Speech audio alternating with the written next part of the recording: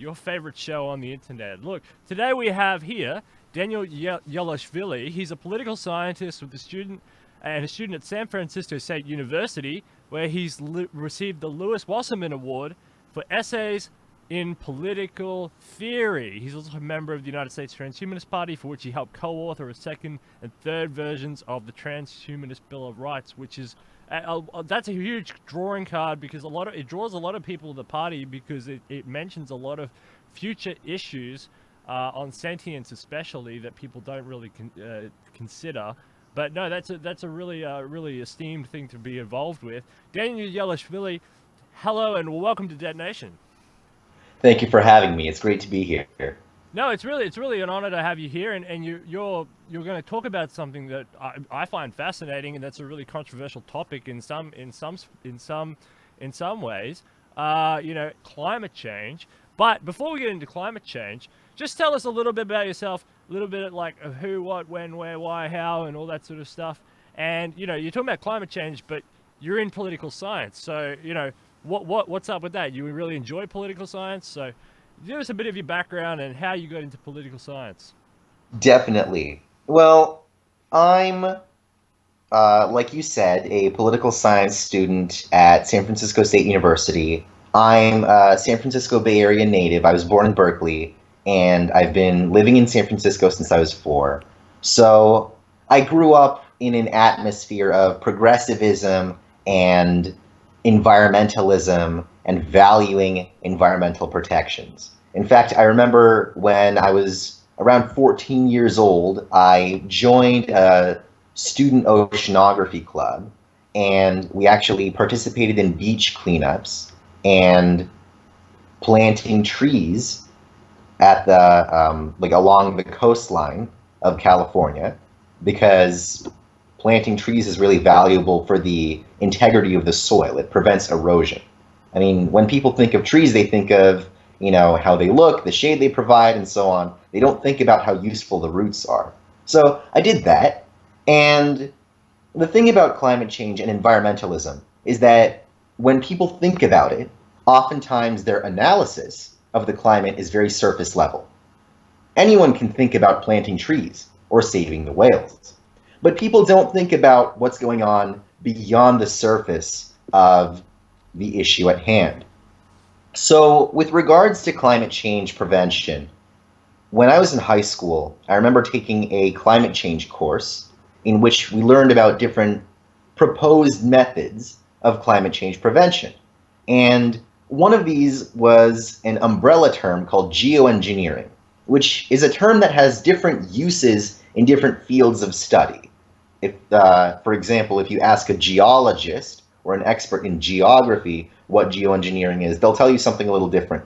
But my expertise is in the political application of the term and how it's used in climate science. So, geoengineering is an umbrella term for technologies that artificially remove greenhouse gases from the atmosphere. And just recently, in fact, this past Saturday, the 24th of August, I was in Los Angeles for the Wellness and Longevity Seminar. And we'll get into this in greater detail shortly. But I was there to promote a solution to climate change that transcends what I believe to be a broken status quo. We live in a very polarizing time, in a very, polarized world, where people, I believe, are poorly attuned to one another's ideologies and beliefs. And in order to enact social and political change, we need to understand how we think in order to enact pragmatic and meaningful solutions. And that's part of the reason I'm studying political science. I plan to run for office. I plan to be politically active. And my end goal for that is to make a difference in the society in which I live. Yeah, geoengineering, it conjures up, a lot of different images of chemtrails and planes in the air and, all this sort of stuff. But really, if you just take it out, I mean, it's actually a really broad term that doesn't mean, I mean, that's part of it, I guess, but it actually means all technologies, right? That's what you're saying. It's not just aircraft in the sky that's trying to deflect sunlight, right? Right, yes. Well, the thing is, I can't really comment on chemtrails specifically, but when I say geoengineering, I'm referring primarily to various technologies that are used to do one of two things. Number one is to remove CO2 and other greenhouse gases from the atmosphere. Number two is to reduce the albedo, meaning the reflectivity of sunlight. Mm. And albedo, it's a very dangerous thing in terms of climate change because if you look at the ice caps, if you look at the polar ice caps, they're covered in snow, which is white. And white objects on Earth have a tendency to reflect sunlight to a greater degree than others. That's what it means for something to have color. If something is black, for example, that means it's absorbing more of the sunlight that hits it than, say, a white object. So, climate scientists have long been concerned with the albedo of the polar ice caps. Yeah, But, yeah. more to the point, I was just going to say that preventing climate change requires, according to recent studies, removal of CO2 from the atmosphere instead of simply reducing emissions. Before I get into why that is, I was wondering if you had any clarifying questions for me because I know this is a lot to take in. Yeah, no, the CO2 in the atmosphere. Yeah, there's an argument out there that the ice caps are growing. Have you seen Mhm. that? What's that all about? Is that true? Is it false? Is NASA lying? Is it UFOs? What's going on there? Is it Well, not growing? right. Here's the thing. There's a difference between the natural changes in the Earth's climate and man made provocations to that climate. Now, oftentimes, climate skeptics will say that climate change is real, but it's not man made. And in order to prove this, they point to graphs from NASA and the IPCC, the Intergovernmental Panel on Climate Change, and other institutions dedicated to measuring these phenomena and say, aha, you see, here the temperature rose and here the temperature fell, and these increases and decreases are consistent. Well, as the saying goes, there are three types of lies: lies, damn lies, and statistics. And this is, it's type number three, where the statistics are technically correct. But what's happening right now is not that the climate is changing where previously it didn't. Polar ice caps grow and shrink and grow again, but what humanity is doing right now is provoking a cycle of unstable weather due to climate change stemming from greenhouse gases in the atmosphere. And in order to find out more, I recommend visiting the website of the IPCC, the Intergovernmental Panel on Climate Change, because it's outlined there in great detail. Now, here's the thing. I know that there may be people of various political beliefs watching this. I'm not here to push an agenda down anyone's throat, left wing, right wing, center, doesn't matter. Uh,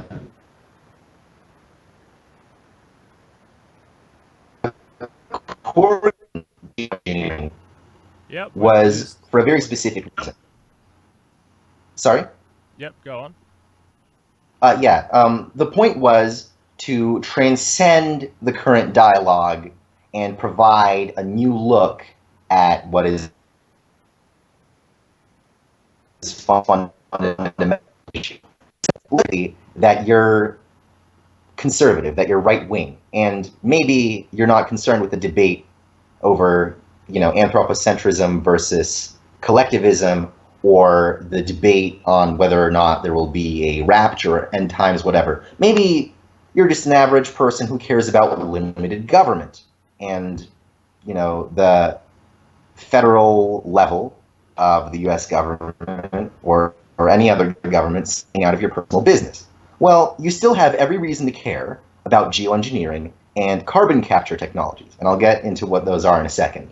Because as a core component of individual liberty, having a tool that provides weather modification can only be beneficial. It's a way to exercise your individual responsibility and take charge of your acquisition of resources. See, the reason I mention that is because liberals and progressives want climate change to stop out of a sense of social responsibility. There's a disconnect, however, between these ideologies and principles and the core principles of conservatism and libertarianism, where the latter group of people believes that primarily their responsibilities are about themselves and their communities. So, for example, if I were to walk up to an evangelical Christian, the world is going to end, right? There's global warming. It doesn't matter how true that statement is because they're not going to listen. And that's part of the reason I talk about geoengineering, because weather modification can not only be proposed by various ideologies and people across the political spectrum, it already has. In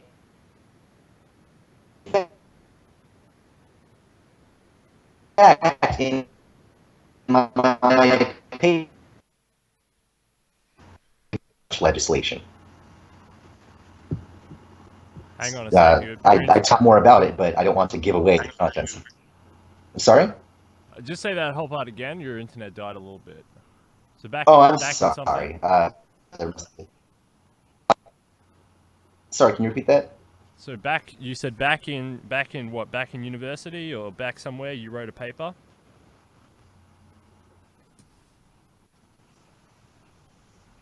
Oh, yeah. I wrote a paper on geoengineering in the Transhumanism Handbook, which is the book that I was talking about this past Saturday at the Wellness and Longevity Seminar in Los Angeles. And you mentioned earlier that I'm a member of the United States Transhumanist Party. That's why I was there. The party has a local contingent in California, the California Transhumanist Party, and they invited me, specifically the chairman of the party, Mutant Lee. He put together the book, the Transhumanism Handbook, and invited a number of people in the party to contribute to it. I was one of those people, so I flew out there in order to talk about the contents of the chapter.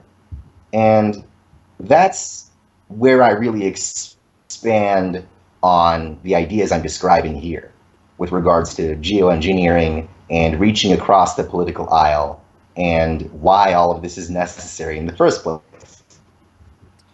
Yeah, that's good. Yeah, your internet is struggling a little bit. That's okay.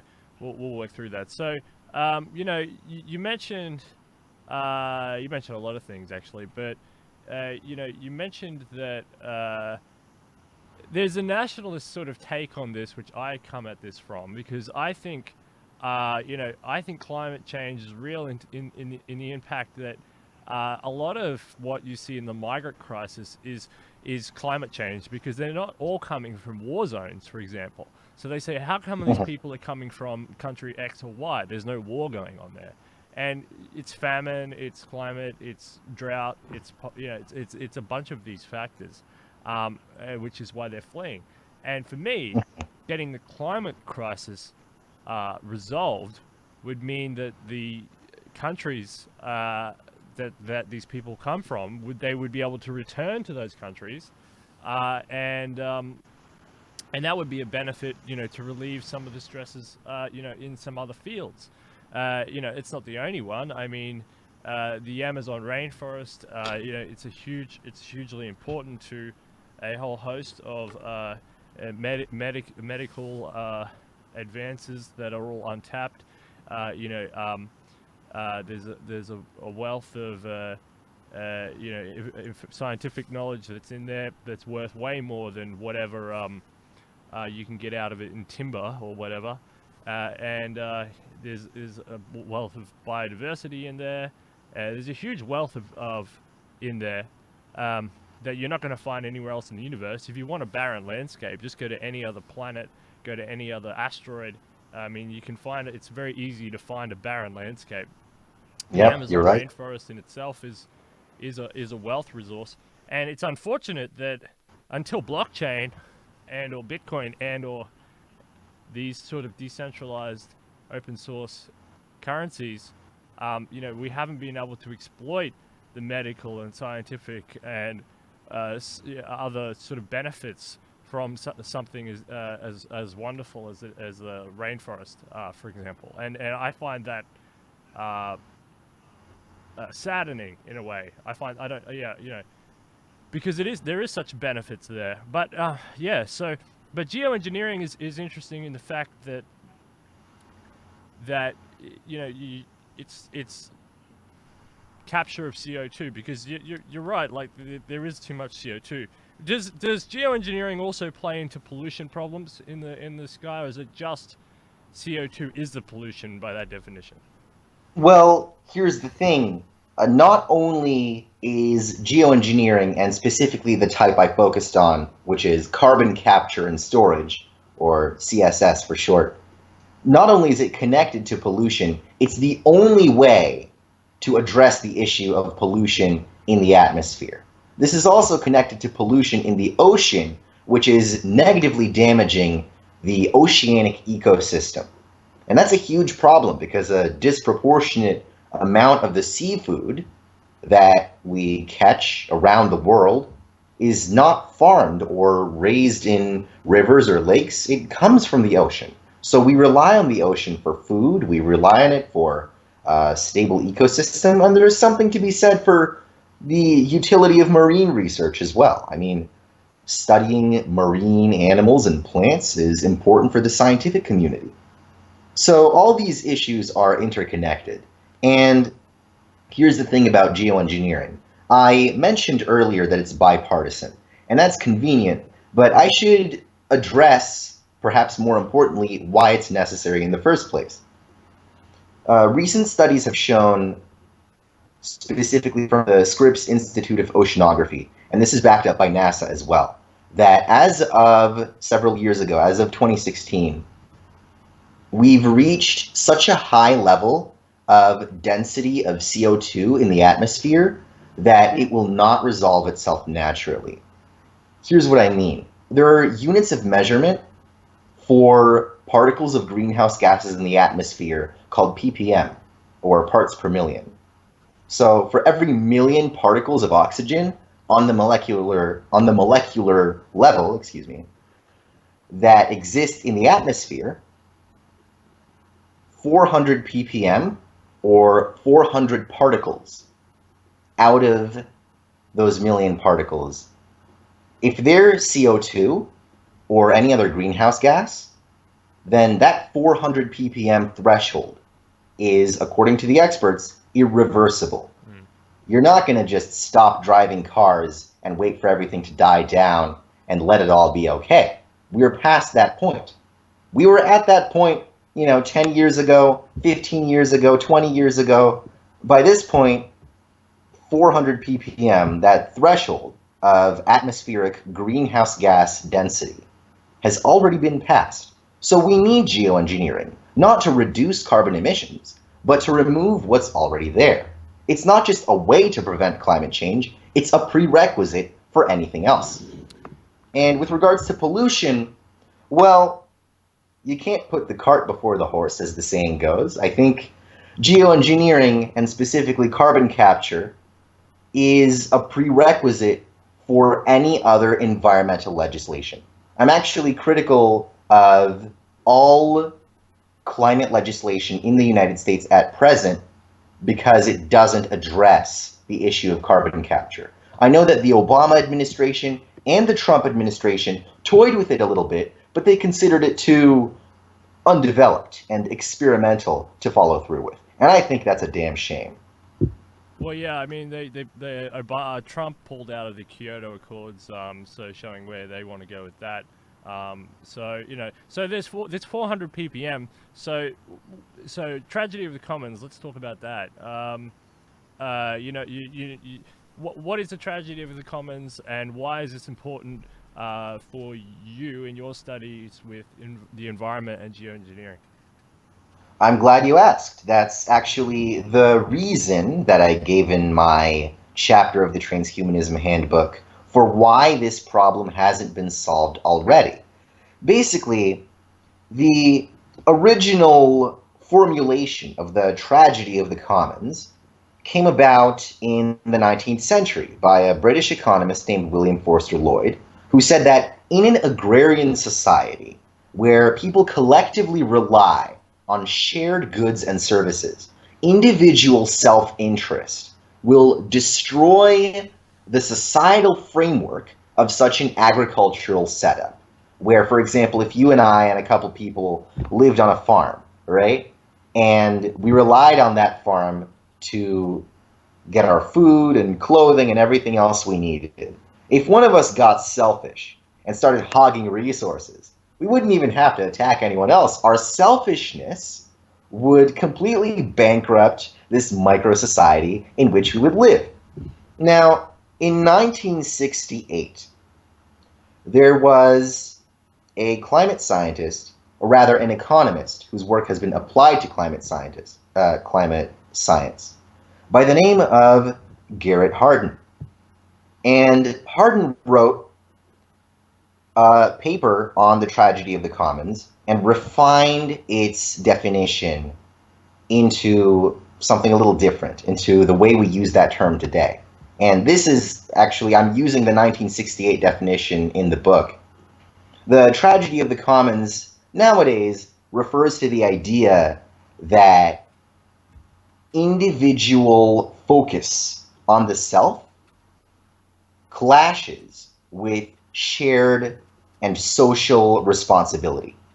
For example, if a society needs to collectively come together and accomplish a task, everyone will be focused on themselves and their own perspectives.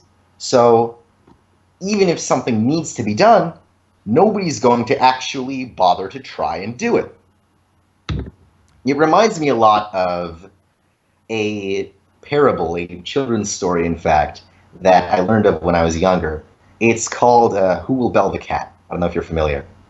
I I'll have heard of summarize it. it. Yeah. Basically, there's a bunch of mice that are being hunted by a cat, and they all come together and say, we need to stop this cat from sneaking up on us. We have a bell on a string. We're going to tie it around the cat's neck while it's asleep, and that way it won't sneak up on us, and we'll all accomplish this task together. Now, who will bell the cat? This is the question with which the book ends. Nobody takes responsibility. Presumably, it doesn't get done.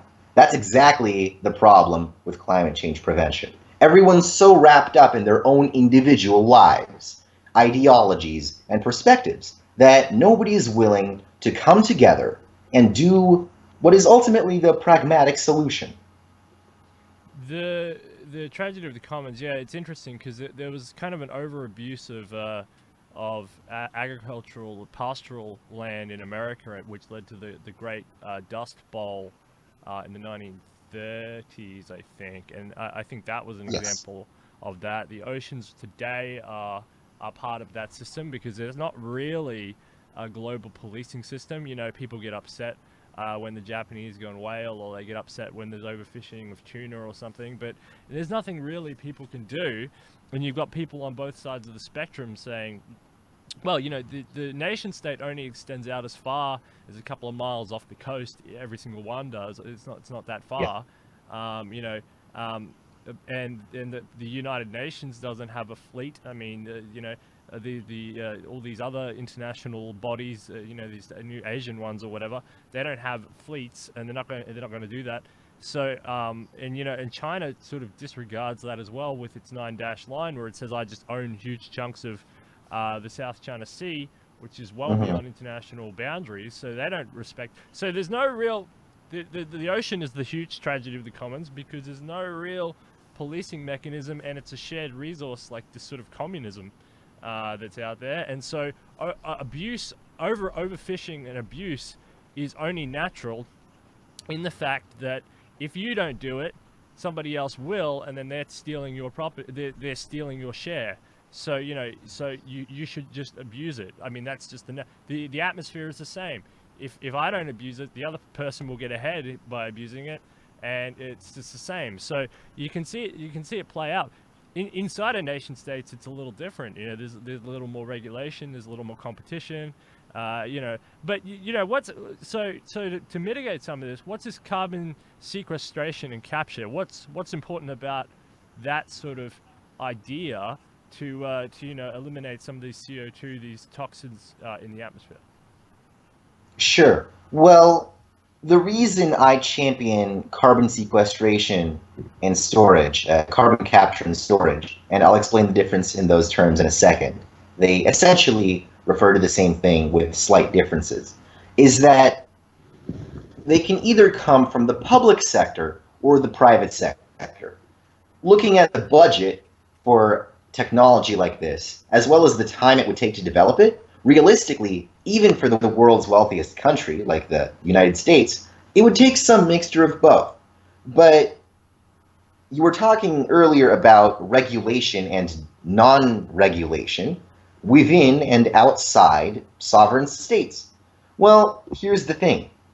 It seems to me that a lot of political parties, not only in the United States but abroad, are disproportionately focused on using the public sector to solve societal issues, or disproportionately using the private sector. Well, here's the thing about machinery that can spin carbon dioxide out of the atmosphere.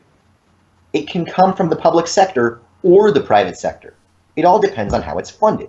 There are already private individuals and institutions who are interested in carbon capture. Now, look one of two ways. Carbon sequestration is the use of technology to siphon carbon dioxide out of the atmosphere and store it in pockets underground where they can either remain harmlessly or, given some of the recent technology that's being developed, especially in China, they can actually be condensed into physical blocks of carbon that can be used for any number of things.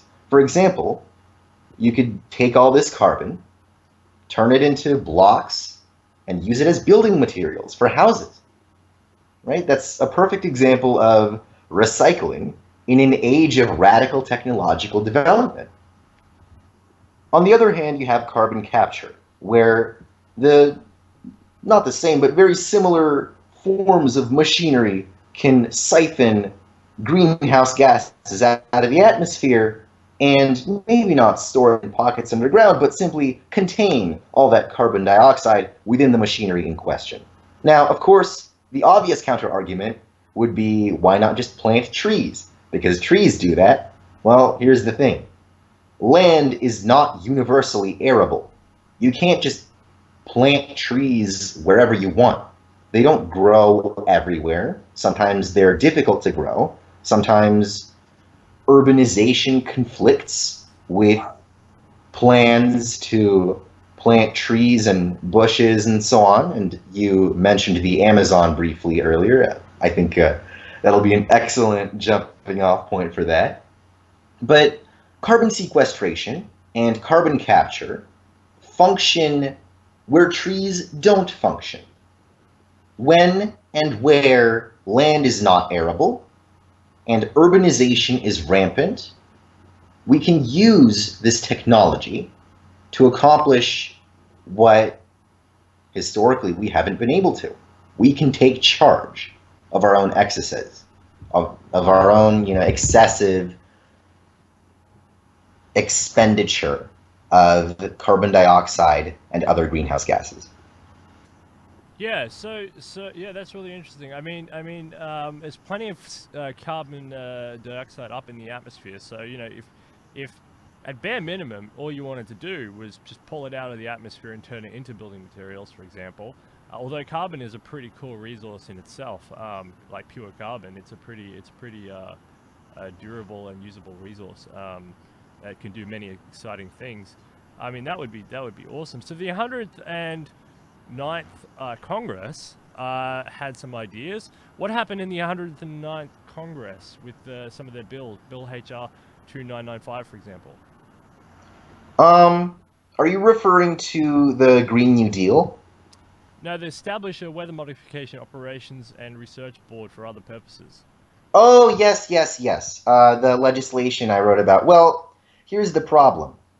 We've had, as you were mentioning, congressional attempts in the United States to approach carbon sequestration and carbon capture from both sides of the political aisle. We had Democrats and Republicans funding or attempting to fund through the passage of the appropriate legislation research and development of carbon capture and storage.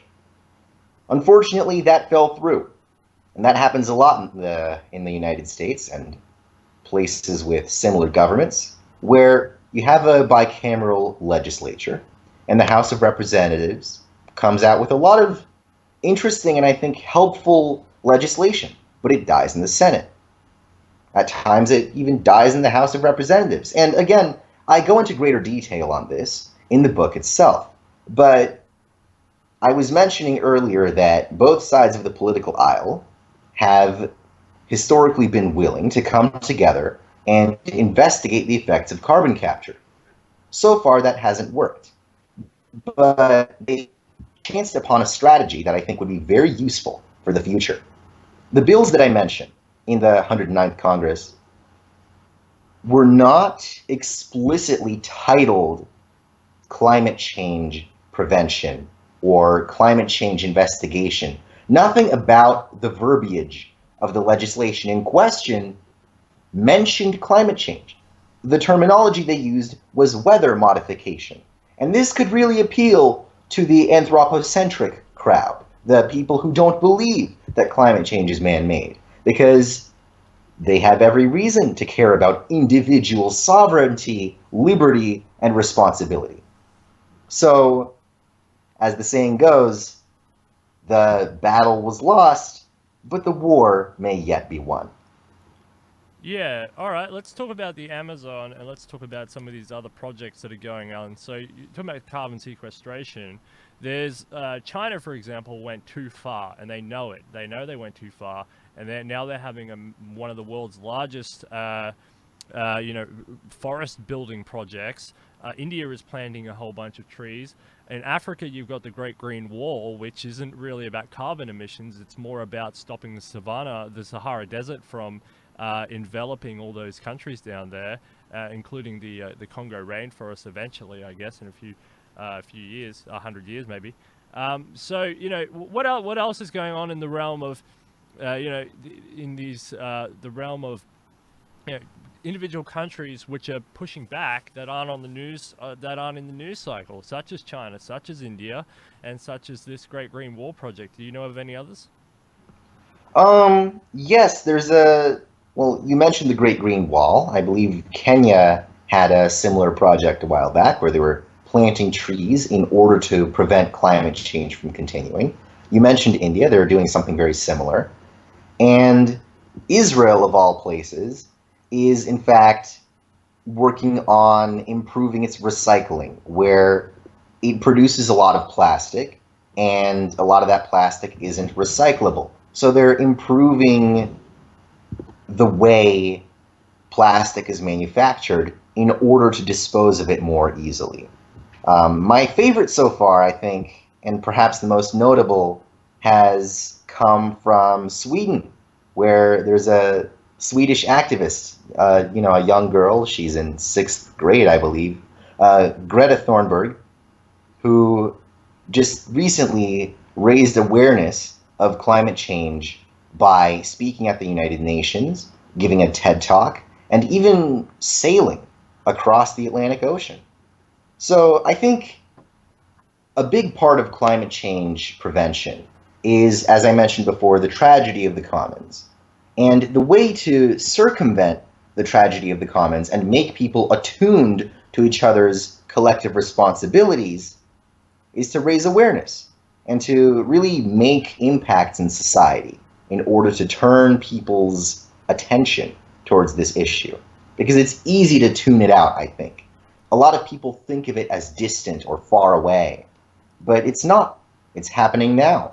It's in What the what present. what do you think about these atmospheric the ionospheric heating labs like HARP and these other ones that are like labeled in the Air Force's research paper on force multipliers. So basically, what do you think about weather as military use? Because if I mean the Soviets and the United States, they launched weather at each other all the time. The Soviets tried to induce drought in the United States in the 80s, to weaken the enemy. The United States has a project to try and control global weather, part of the Carter scale, basically, by 2025 as a force multiplier. Because if you can hit your enemy with a hurricane, I mean, it's not a nuke, and how can you prove that? Yeah. Do you subscribe to any of these ideas that that weather modification is happening through military application, and maybe that some of that is impacting, impacting weather? Well, personally, I'd have to look into that more.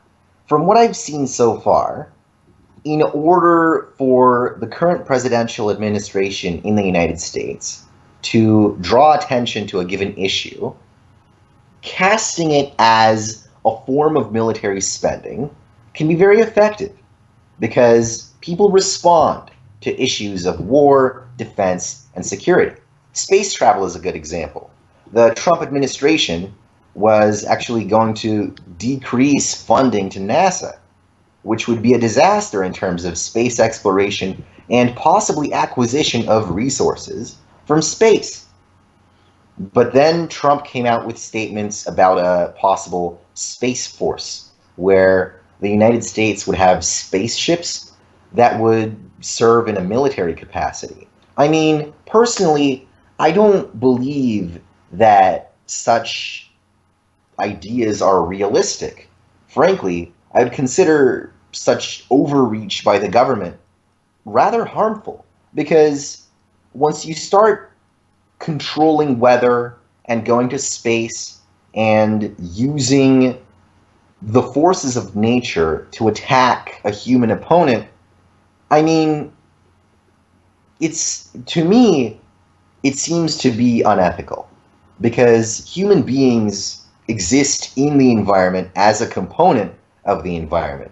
So the idea of using the environment as a weapon strikes me as hubristic, to say the least. Well, I'll give you some. I'll give you some. This is a quote out of the document. I just had a quick look at looked it up. This is a legit document from the Air Force, and it says here, current technologies that will mature over the next 30 years, and this was in 1998 or 95 or something. So up till 2025. So that's coming up. Mhm. Current technologies that will mature over the next 30 years will offer anyone who has the necessary resources the ability to modify weather patterns and their corresponding effects, at least on the local scale. Current demographic, economic, and environmental trends will create global stress that provide the impetus necessary for many countries or groups to turn this weather modification ability into a capability. In the United States, weather modification will likely become part of national security policy with both domestic and international applications. Our government will pursue such a policy depending on its interests at various levels. These levels will include unilateral actions, participation in a security framework such as NATO, membership in the international organizations such as UN, or participating coalition.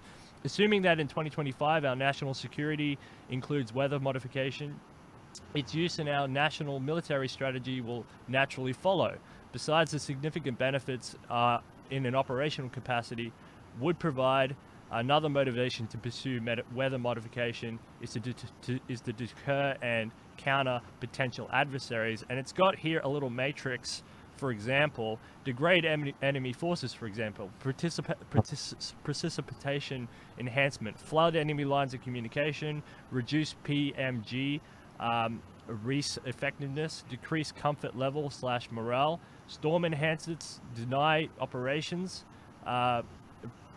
precipitation denial, deny fresh water to the enemy, induce drought, space weather, disrupt communications / radar, disable and destroy space assets, fog and cloud removal, so deny concealment, increased vulnerability to PGM and REES. And then on the enhancement side, they've got precipitation avoidance, maintain Right. improve LOC, maintain visibility, maintain comfort level, storm modification, choose battle space environment, space weather, improved communication reliability, intercept enemy transmissions, revitalize space assets, fog and cloud generation, increase concealment, fog and cloud removal, maintain airfield operations, enhance PMG effectiveness. So, do you think any of that means anything?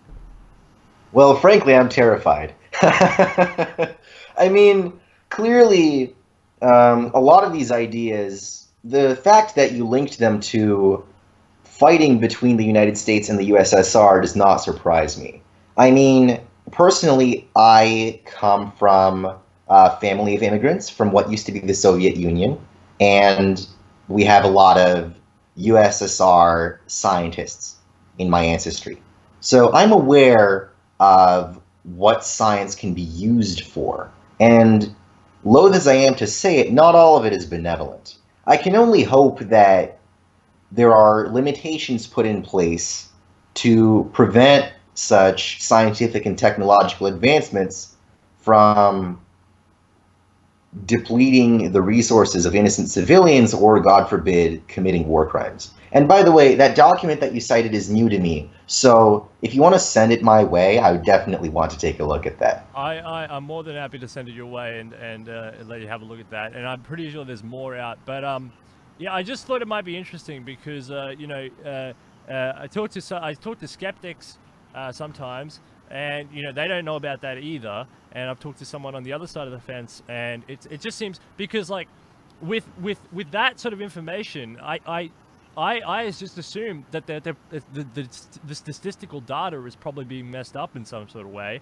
Not on a grandiose scale. I mean, the big macro data stuff with carbon in the atmosphere and all that, that's economic. I mean, that's, you can see that out of the chimney stacks. I'm not arguing that. But, the Yeah. amount of hurricanes, the severity of hurricanes, the severity of some for example, there's this idea that before Operation Desert Storm, there was a huge dust storm, and that was part of the U.S. operations. See, like it's just there's questions there, and I have a feeling it may or may not be messing with the data, and so then both sides are missing stuff that's being man-made, muddled outside of the context of carbon going into the atmosphere, and that's the only answer. Deforestation is the only answer. Overfishing is the only answer.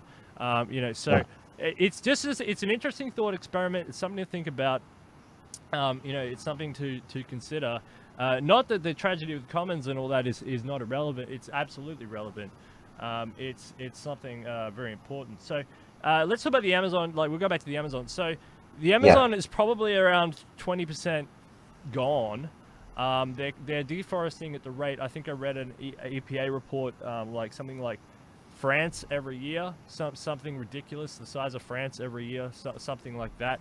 If you look at it like from all the different countries that are chopping away from the outside, what should be done? What should be done? I mean,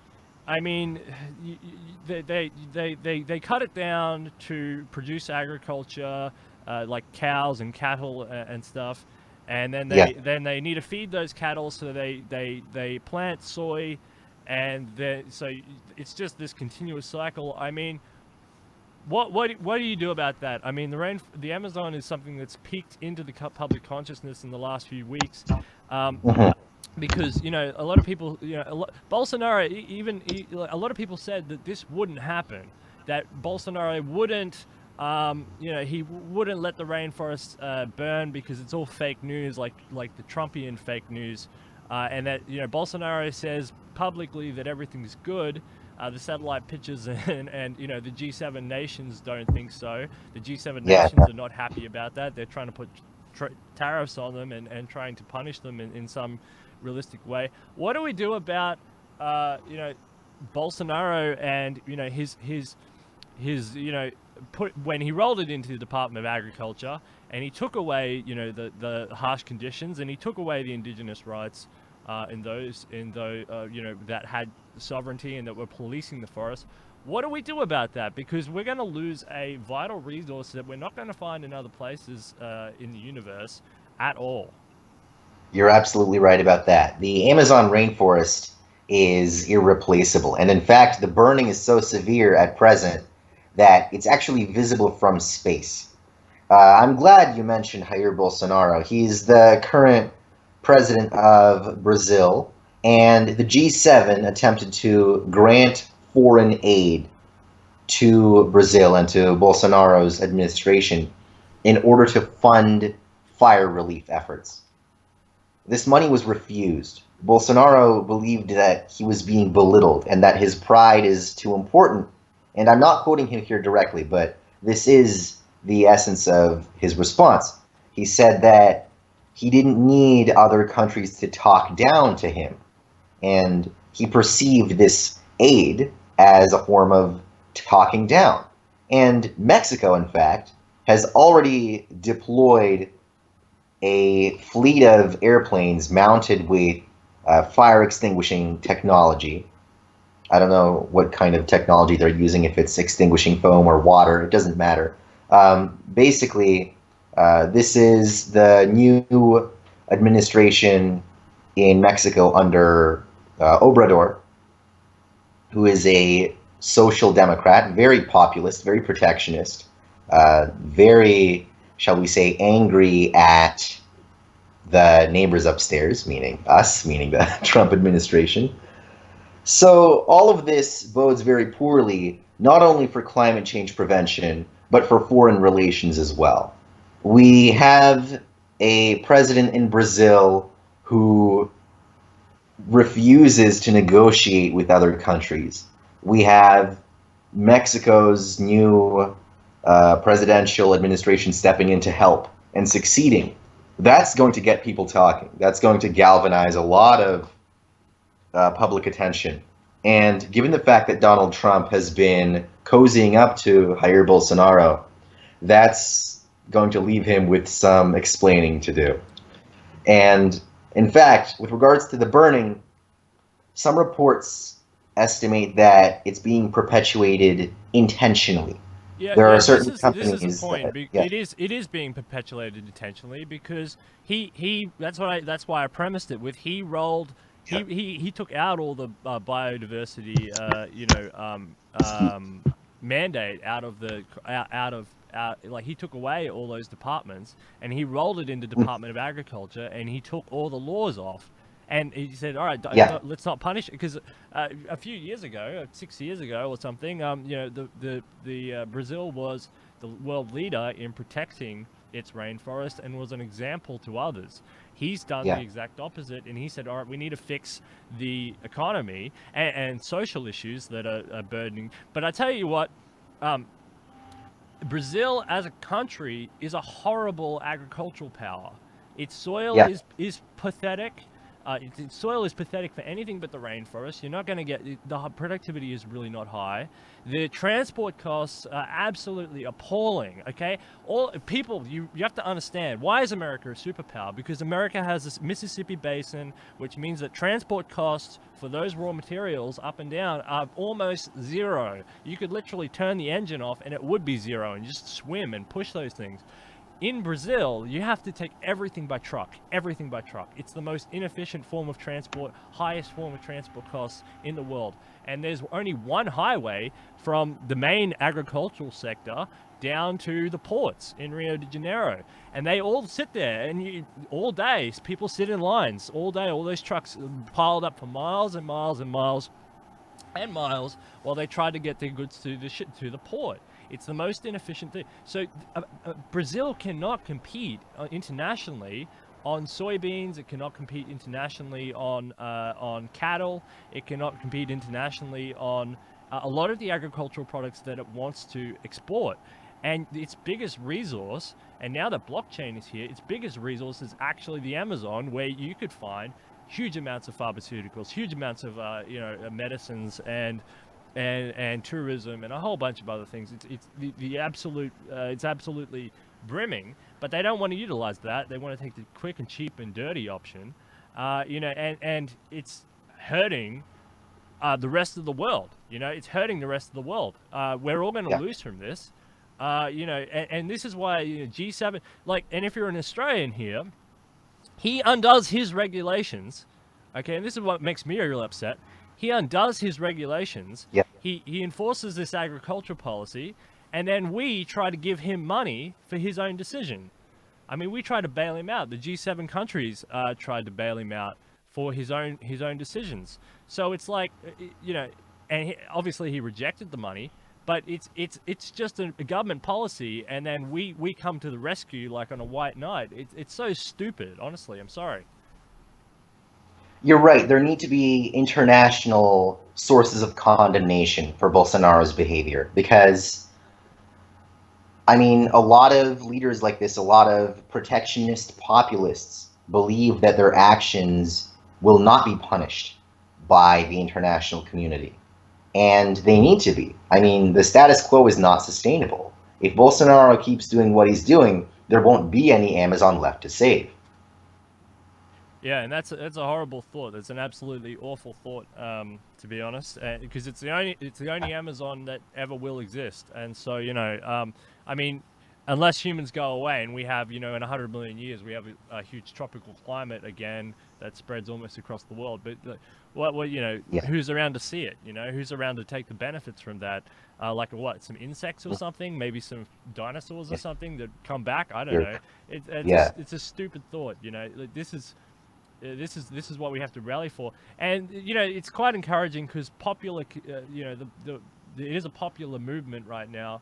A lot of the celebrities and just the world in general, they're just sick of it. Like they've seen what happened in gross over industrialization. They've seen there's an environmental consciousness there, and it's kind of encouraging in that way.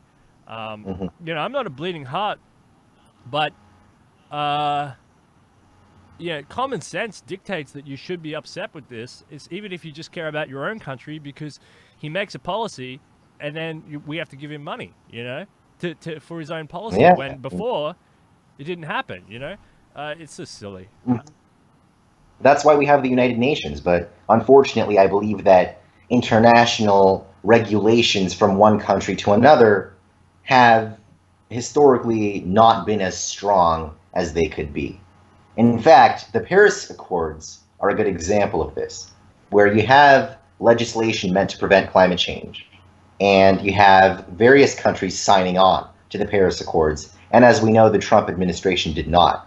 But the trouble is, there's no penalty for not following the stipulations of the accords once a country has signed on to them. There is simply, this sort of back and forth between different countries, which fans the flames of political drama. But there are no substantive, punitive effects of not following the rules set by the international community. And I think we're seeing echoes of that lack of punishment in Bolsonaro's behavior. Yeah, absolutely. In the last few minutes, I just want to switch gears really quickly and ask you a really quick fire off some questions. Vertical farming in cities. Vertical farming in cities. Well, we're actually seeing very similar phenomena to this in San Francisco, where I live, where, for example, there's a museum here with what's called a living roof. And the living roof actually has plants that photosynthesize on the roof of the building. And this actually contributes to the solar energy that is used to power the building itself. There are also examples across the city of farming projects, rather not farming, but botanical projects on walls and within apartment buildings.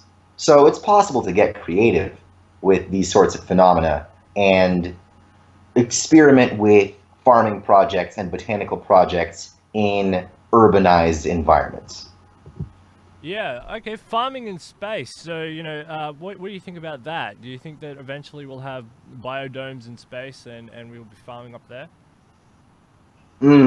Well, eventually I think that is possible. because right now there are various countries that are experimenting through the public as well as the private sector, excuse me, with space travel.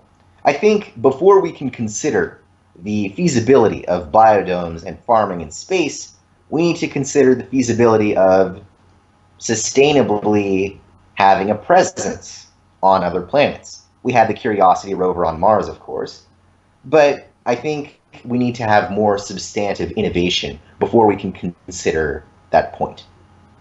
And finally, where do you see the climate? Where do you see the world going in the next, say, just 10 years in terms of the climate? Do you see more destructive hurricanes and more destructive droughts and wetter conditions in Europe? And do you see Canada becoming a grain superpower in the next 5-10 years? As it shifts. What do you see? What do you see on the horizon in the really short term in terms of the climate? It's a toss up. And in fact, it would take about 10 to 15 years to have meaningful investment in carbon sequestration and carbon capture. If we can get that going, we'll see an improvement. If we can't get that going, we're going to see extreme weather, we're going to see flooding, we're going to see deaths as a result of climate change. Because in fact, by 2050, if we're going to keep going at the rate we are, over 500,000 people will die by 2050 as a result of climate change. Right now, this is the watershed moment that will make or break the future of our globe. If we can get it together, if we can fund geoengineering from the public sector, from the private sector, from both, then things are going to get better. If not, then that's it. So yeah, all right. Well, look, it's been an absolute pleasure. I can't wait to talk to you again. I'll lock up some research on this, and we'll have a really good debate because I want you to go and look at that document as well to see Definitely. if you are worried like I am that some of these military ops are messing with stats and that what you think is natural phenomena is sometimes not, and that's the whole point of these projects is to make it look like natural phenomena so you don't end up on the radar as being at war with the country, so but saying that, there are these macro issues that are far more important, that have to be discussed and have to be talked about, and we'll have to catch up again on the developments in the rainforest and the other things that are going on at that time as well. So thank you so much, David, for coming on Detonation. It's been an absolute pleasure. It's been an honor. And we've had a good chat. And the other thing is, I could tee up a debate if you want. I've got a climate skeptic. He comes on this show, and he's got a complete opposite view to you, completely Oh, opposite perfect. view, and we could Oh, I would love have that. a debate. And Stephen Wells, he's a good guy, and he would be very interesting to have a debate with. If you would take up that, I could tee that one up, and I think that would be a big crowd pleaser. Yeah, that'd be great. And thank you again for having me. I always love talking about issues like these. I hope we can talk again soon.